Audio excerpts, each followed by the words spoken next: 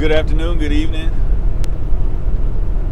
good morning, whatever time you see in this video. It is I, Antonio, coming again with another episode of Thus Saith the Lord unto me. So such as I have, give I unto thee.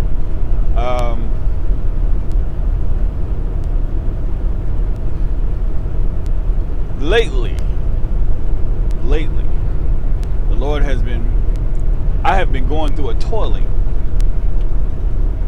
And it's a learning process. It's not an L, it's a lesson. And that toiling is in regards to the video that I just released today.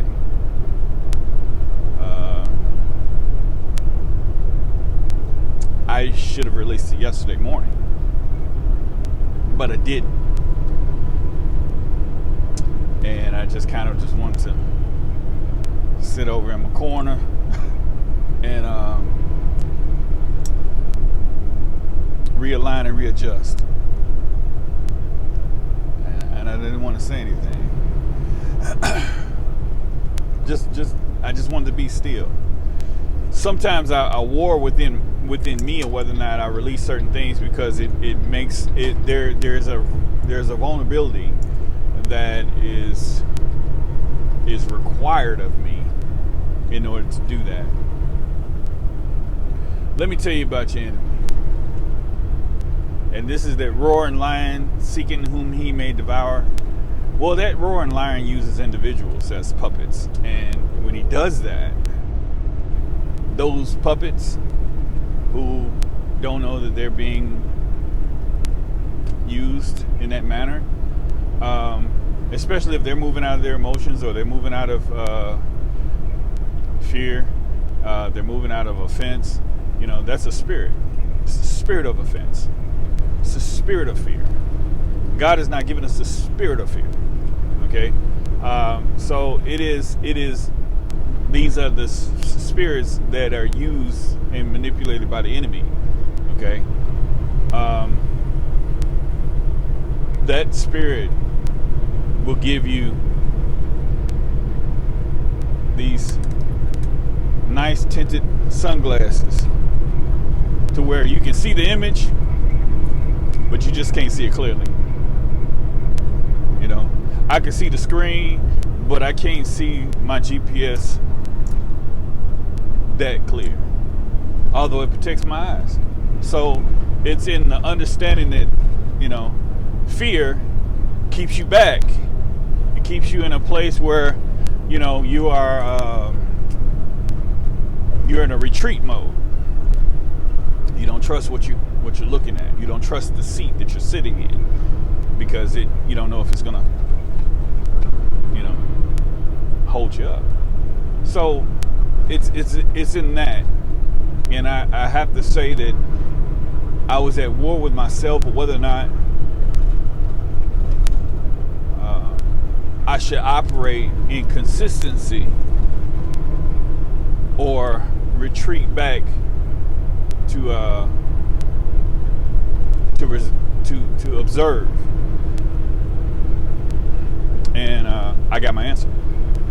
So I sent that video out because I'm sick of dealing with that reroute. There's a buffer. It's a buffer. You'll go through a buffering in your spirit. If you don't do what the Lord tells you to do, you'll experience this buffering, and it's not it ain't worth it. It ain't worth it. When He gives you the clarity, and you know that's what it is. So I'm back with another episode of Thus Saith the Lord. And what has He been giving me today? Well, we're all in our own little separate battles.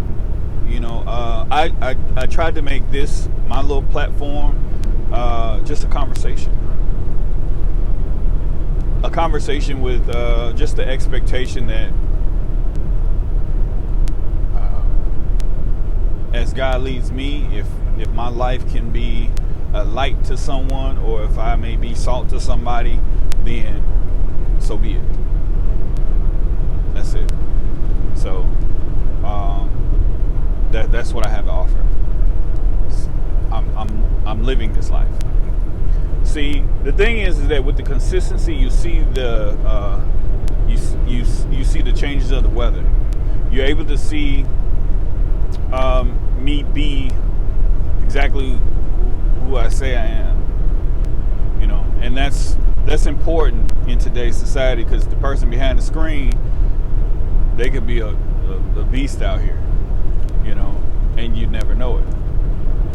So I'm gonna try to be consistent. Y'all forgive me for those that will eventually see these videos, because it's still showing on my end and I'm not getting no views. So I'm just, again, throwing messages in bottles, assuming that the Lord will take it to where it needs to be took. Anyway, so lately we have been enduring a fight. We've been enduring a battle in our expectations. Expectation is what we have to lay at the altar. We have to lay it at the altar. We have to lay our expectations at God's feet, because at the end of the day, it's not about what we expected at the end. It's about Him moving on our behalf. The expectation in what it is that He's going to do, it doesn't necessarily always look like what we had in mind. It also works with sowing and reaping. It is painful. It is a painful lesson. And maybe I'm gonna pluck out one of these grays and give it to you. So maybe you won't have to endure it. You won't have to go through it. Expectation is reaping and sowing is a kind of fickle thing to an extent. And I'll explain why. See, one man plants, another man waters, but God gives the increase. The God gives the increase part is the assurity that God is going to give the increase. Now, the object of the game is to sow in good ground. Okay? So if you know it's a good ground, and you sowed the seed, then you can expect the harvest. This is where it gets to be the fickleness of it. Okay? And God is not the author of confusion. So don't go there.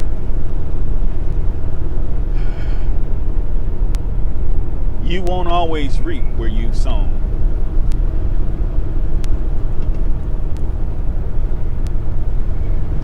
You won't always reap where you've sown. And I apologize, because that statement is going to hurt a lot of people's feelings, but it's the truth.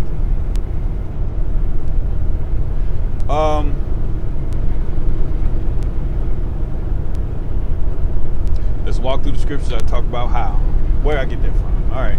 So, as Jesus was coming by, there was a man by the name of Zacchaeus, who climbed up a tree in order to see him pass by. And Jesus, knowing the man was in this tree, calls out for him to come down. Today we're going to hang out with you today, Zacchaeus. And Zacchaeus then goes in to talk about how, I do this and I do that and I do, all the things that he does, because a tax collector was like the low of the low. Okay? He was the low of the low. He was the original Judas. Okay? Because what he did was he took the money from his people, his skin folks, and gave it to them folks. Okay? And enforced them folks' law to skin folks. So the reality was, when you came up on a tax collector, he don't care about your circumstance. Yeah, he don't care about your feelings. I'm gonna need them ends. Okay, so This one was different. His name is unique in the sense that it actually means good. It means something. I can't remember exactly what it is. I want to say it's good. I am gonna put that in here. So I will do my due diligence and at least put the name meaning in Hebrew of Zacchaeus. You guys can look that up. It is important to look up these names. They all have meanings behind it, and it's telling the rest of the story. See, you got to understand, these are all puzzle pieces. When you're getting it, you're getting it in one view, but you got to understand there's multiple layers. So when you break down the puzzle pieces, you'll understand that this fits here, this fits there. So, I get it. This is why he said this, or this is why they did that. The name will tell the story, because you got to remember the names, the way we see names in this Western society is not the same as the way they saw the names. A lot of the names, I'll give you this, I'll explain it this way. A lot of the names that you hear aren't probably their actual names, but more or less their story. Okay? So at the end of the day, when you thinking you breaking bread, when you thinking that you studying to show yourself approved unto God, rightly dividing the word of truth, you really need to divide that thing. Because there's more. Anyway, so Zacchaeus, I hope that's what I've been calling him, because it is Zacchaeus. He told him to come down, all that stuff. He told him he was going to, they were going to sup with him, right? And they did. He sat with him, they hung out and all that good stuff. He broke it down that, if I take anything that don't belong, then I'll restore it, and I'll do this, that, and the other. He was a righteous man, in spite of the fact that his position was, a very unrighteous position. Okay. Now, that's not what I want to talk about. Jesus was walking with his disciples, and he came across a tree.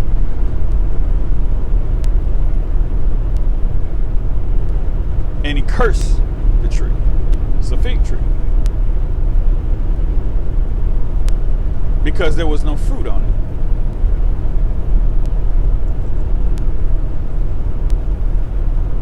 And he left. The tree stood. And then later, they passed back by, and the tree was dead.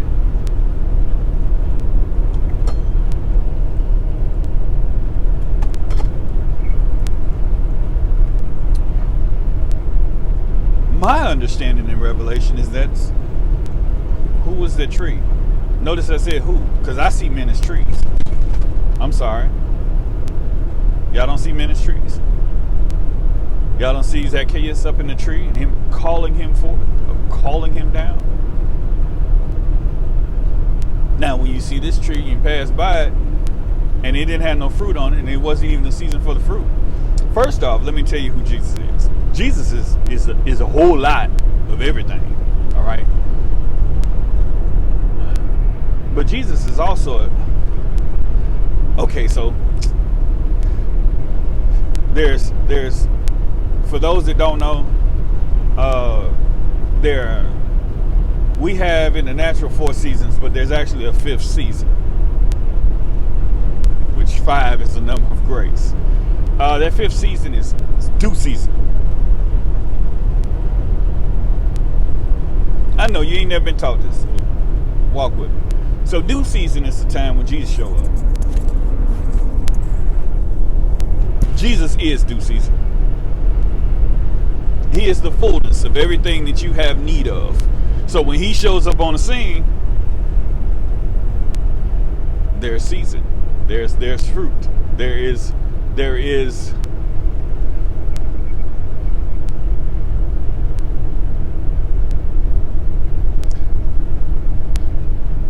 fruit required in that moment for whatever he has need of. Okay? So when Jesus shows up, there's an expectation. Now, this tree had been there this representation of this tree, which is a fig tree. And okay, so this tree has been there. It has taken up of the soil.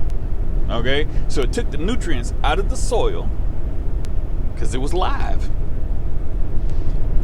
Remember, one man plants, another man waters, but God gives the increase. Okay,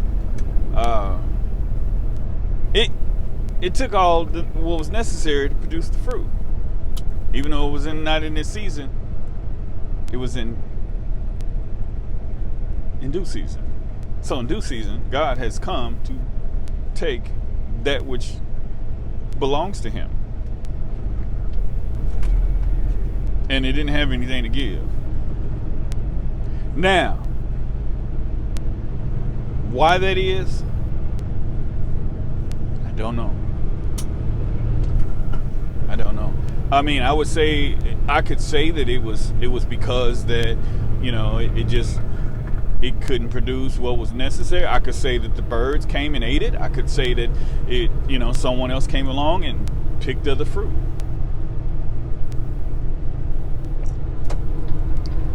But this is what I know about my Jesus. Here I go with that. I know about my Jesus. I make it very personal.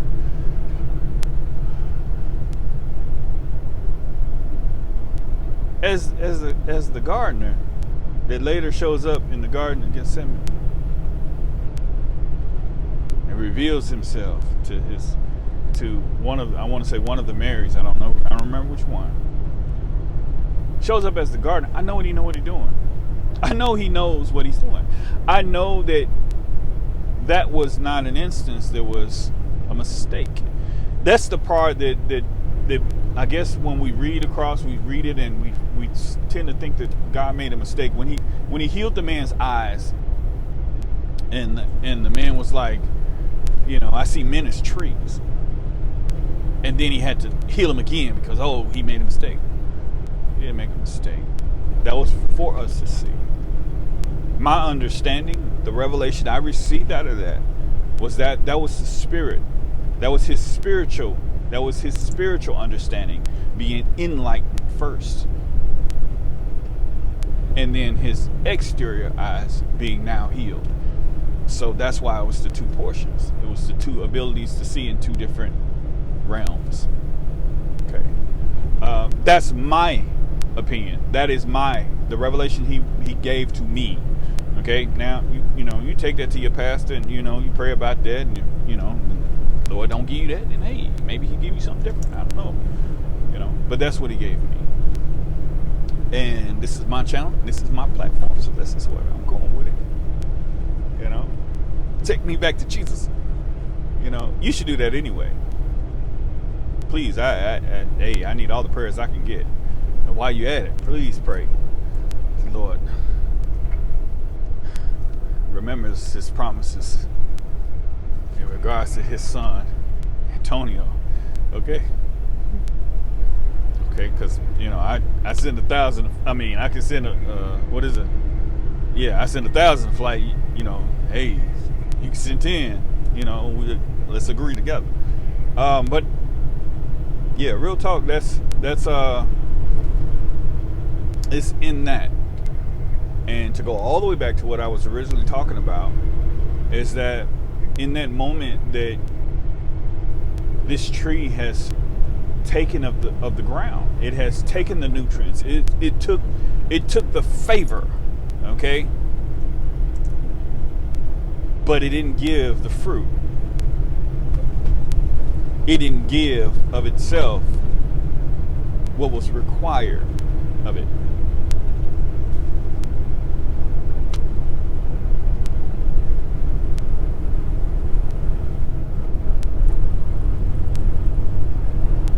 So it doesn't mean that even though it was planted, even though it was, so you understand what I'm saying? So you sowed the seed, the tree grew, it provided the shade for whomever, it provided lodging for the birds, it did what it did, but it don't mean that you're going to get your fruit in that place. Could be out of disobedience.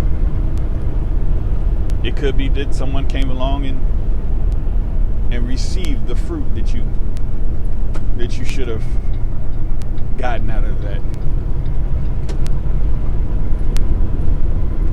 individual tree. Tree.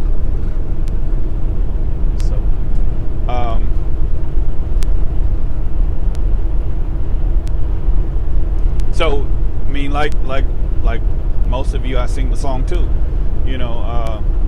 It is my season. Grace, favor. It is my season to reap where I have sown. We pray that,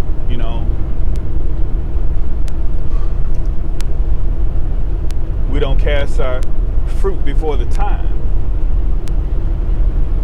It look like I'm about to turn into an eagle on y'all in a second, because this storm look like it's about to do what it do. Yeah, it's getting black out here real quick. So, I think that's it. That's all. I really don't have a lot on my mind other than, understand that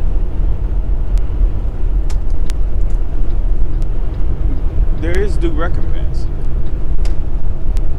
That is the law of nature, and that's reciprocation is the law of nature. Okay? Whenever something does not reciprocate that which it was given, something has to die. Okay? So it is the law of reciprocation that is necessary. Even in especially in relationships. You can't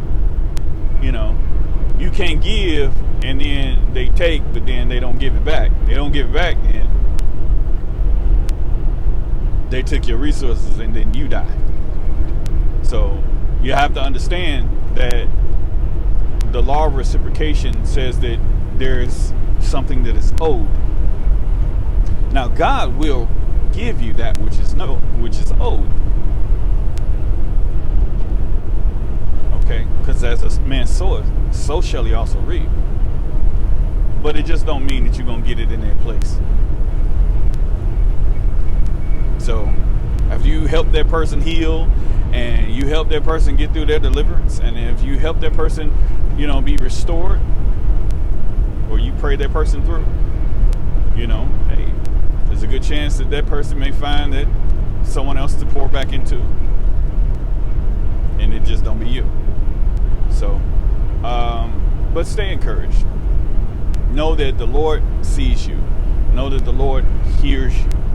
That applies to relationships, but it also, and that doesn't just mean like kingdom spouse.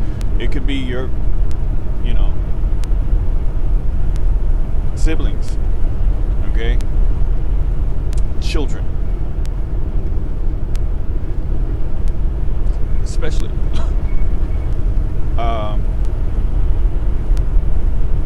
Because they don't know no better. And it's so easy for them to be persuaded by individuals in their ear telling them that, this, that, or the other. Not understanding that you are on their team. You are for them. There is nothing you wouldn't do for them. So that's that.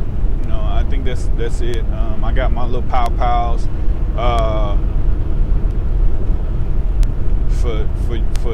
for me not putting the video out that I should have put out. This is like the second or third time I've done that. So it's like sometimes I feel so, I feel like I'm just putting myself out there, and it ain't a good look. But to God be glory that it be an obedient look. Let it be one that pleases Him. Let me be dancing naked before Him, because this is naked.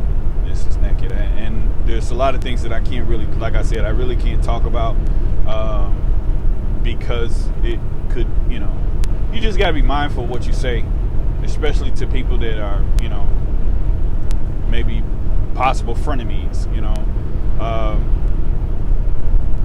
Those that are being used or manipulated by the enemy because they can't understand what they're looking at. And to those people, you just have to be patient.